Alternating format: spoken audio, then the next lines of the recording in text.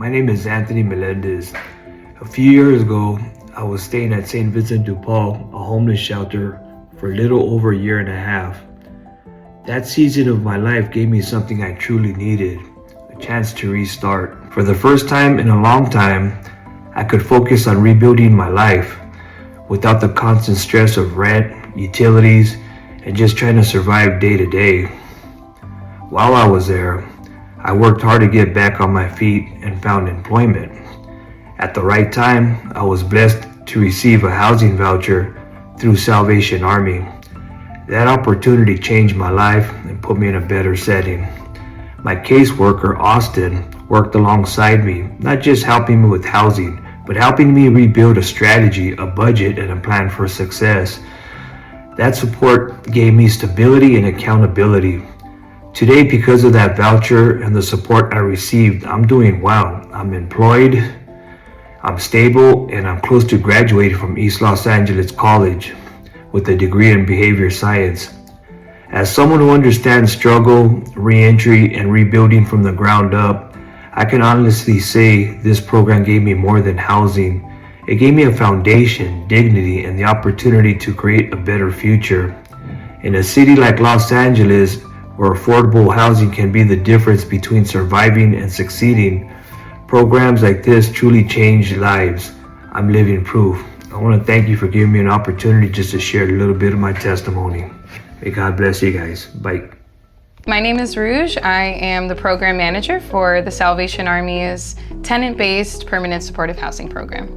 Our program is a long-term rental assistance program that also incorporates intensive case management. So we cover SPAs 1 through 8. We are a scattered site program, so participants are renting units throughout the county.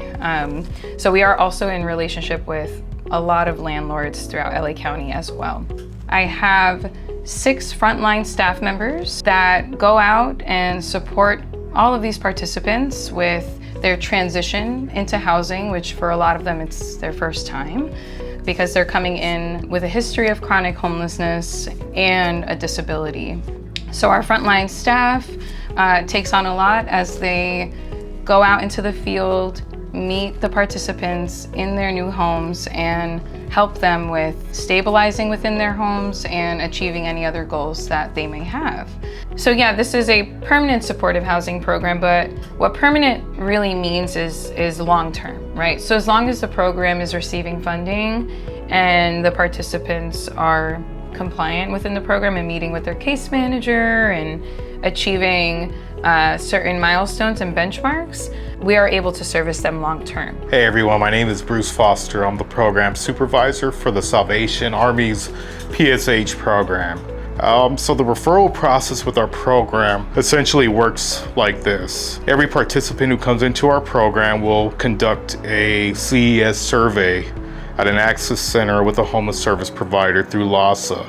And LAHSA will communicate the client's special needs with HSH, and HSH will send our program manager Rouge an email, and with that email we will send out one of our intensive case management services provider out to visit the participant's home and to conduct an intake, to assess needs, and begin the permanent supportive housing process, which would require the case manager to conduct housing searches, unit placement, register the client on housing websites, and then finish by successfully placing them into a unit that they desire. One of the benefits of being a permanent supportive housing program is that us as staff get to utilize a companionship model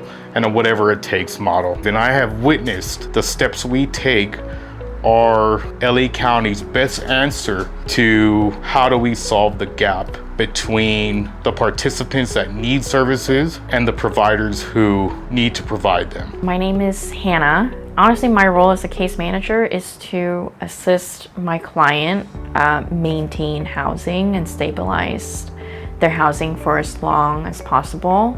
Part of that role comes with managing their mental health, managing their physical health, finding employment, all things that goes in, stabilizing what their life looks like to make sure that they can make their monthly rental payments. So a lot of the clients come in with maybe not having applied for enough benefits and unable to access those.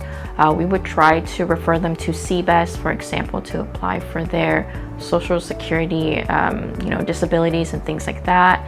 And on the other hand, for clients that are able to work, I try to refer them to a lot of employment resources that could be Chrysalis or Homeboys, and also Goodwill is an organization that's been extremely helpful to a lot of clients to work, also with working with disabilities as well.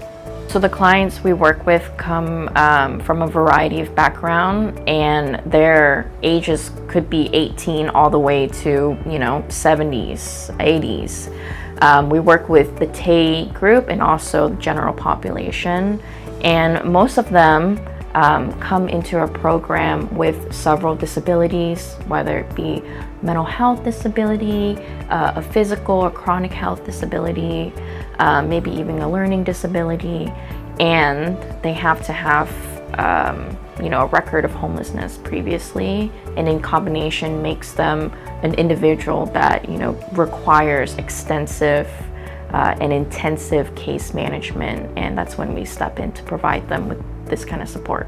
When I look at supporting a client, especially clients that come from like a TAY or youth background, I don't want to tell them that their goal should be staying in this program forever. I try to put in perspective that if they were to ever exit from the program, it's more like a graduation, because graduating means they can independently support themselves.